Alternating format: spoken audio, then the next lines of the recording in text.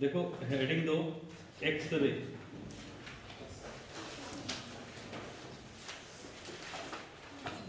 Heading दोगे x ray. तो भाई एक्सरे है क्या?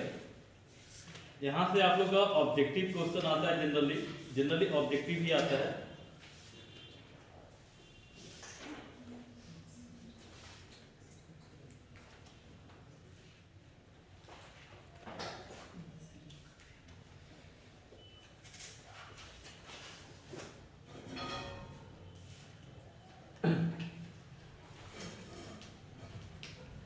देखिए, तो आपको हम बता रहे थे एक्सरे के बारे में।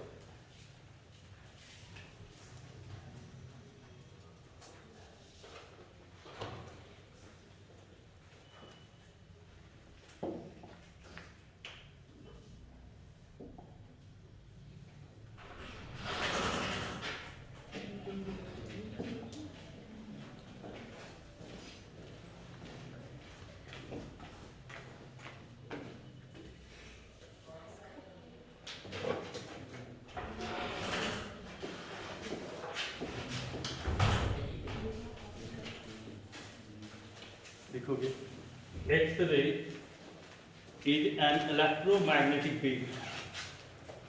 X-ray is an electromagnetic wave. Is an electromagnetic wave. Electromagnetic wave whose wavelength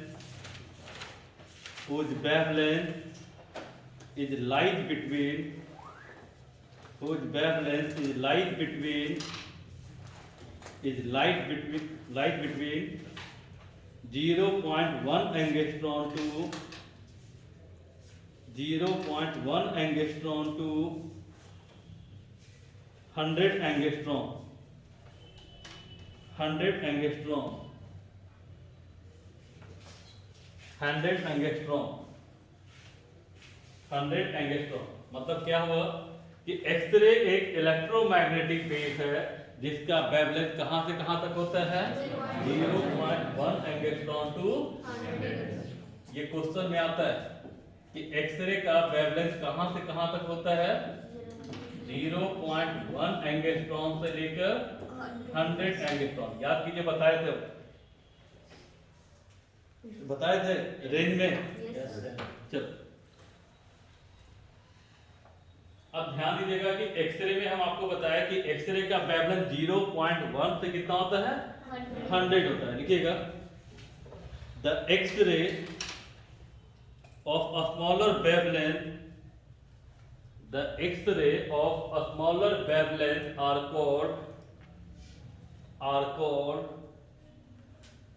called hard X-ray.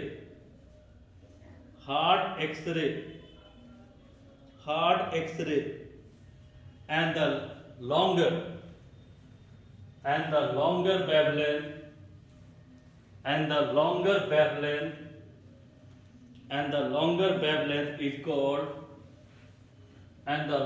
wavelength is called soft X-ray. Soft, S-O-F-T, soft X-ray। यानी जिसका वेवलेंथ कम होगा उसको कहते हैं हार्ड एक्सरे, और जिसका वेवलेंथ ज्यादा होगा उसका क्या कहते हैं? Soft X-ray. क्लियर? लिखिएगा next point, photon of hard X-ray are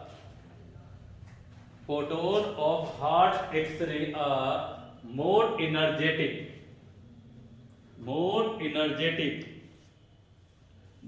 energetic than photon of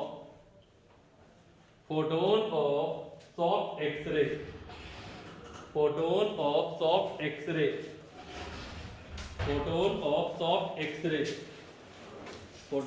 soft X-ray. लिखिए स्टार पॉइंट। देखिए, among all the known radiation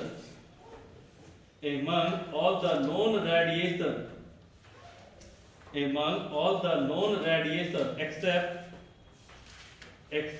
gamma ray X-ray photon are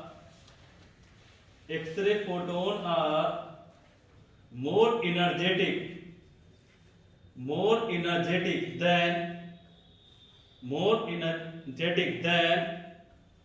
other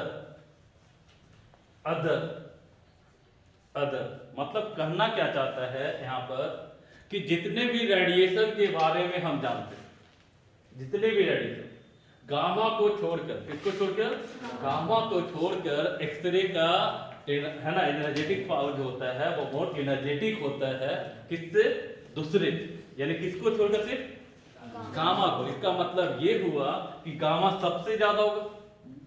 इसका मतलब क्या हुआ, गामा सबसे ज्यादा। तो यहाँ पे आपका क्वेश्चन ऐसे आ सकता है, पहला एक क्वेश्चन तो ये हुआ कि एक्सरे कहां से कहां तक होता है इसका वेवलेंथ, तो 0.1 एंगस्ट्रॉम से लेकर 100 एंगस्ट्रॉम। फिर जिसका वेवलेंथ क्या होता है, स्मॉलर होता है, उसको क्या कहते हैं, हार्ड एक्सरे, और जिसका लॉन्गर होगा उसको soft x ray.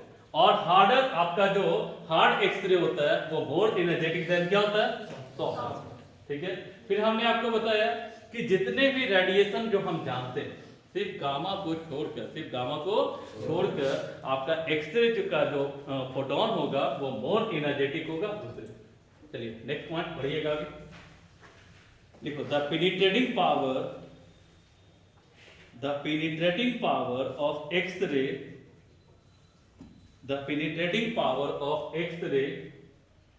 is very high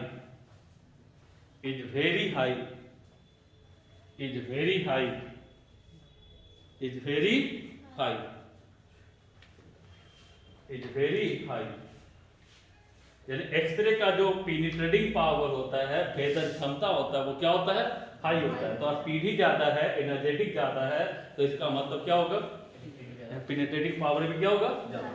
next लिखोगे x ray are invisible,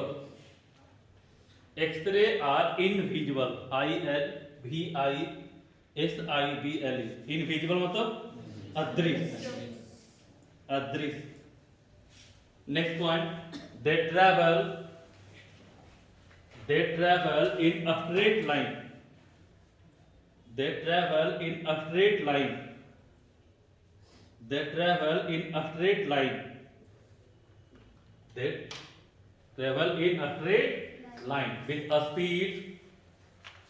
with a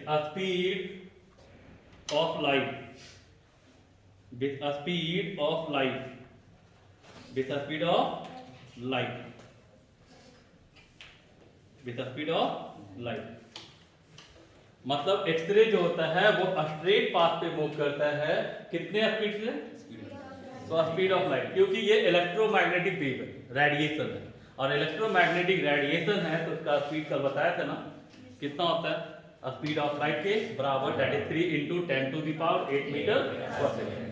next and सबसे इंपॉर्टेंट पॉइंट, एक्सरे पर कोई चार्ज नहीं होता है, यही कारण है कि उसको इलेक्ट्रिक फील्ड और मैग्नेटिक फील्ड द्वारा डिफ्लेक्ट नहीं किया जा सकता। स्टार देख लीजिए, X-ray carry no charge, so they are not deflected by